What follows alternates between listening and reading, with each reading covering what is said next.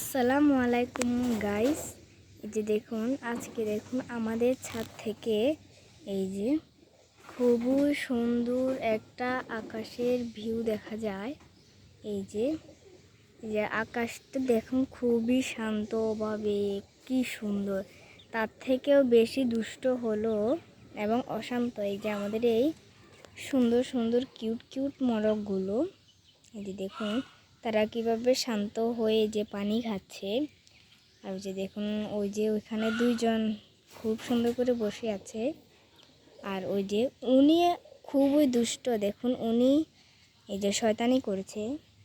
এই যে আমাদের এই মোরগগুলো দেখতে কার কার ভালো লাগছে কমেন্টে জানাবেন।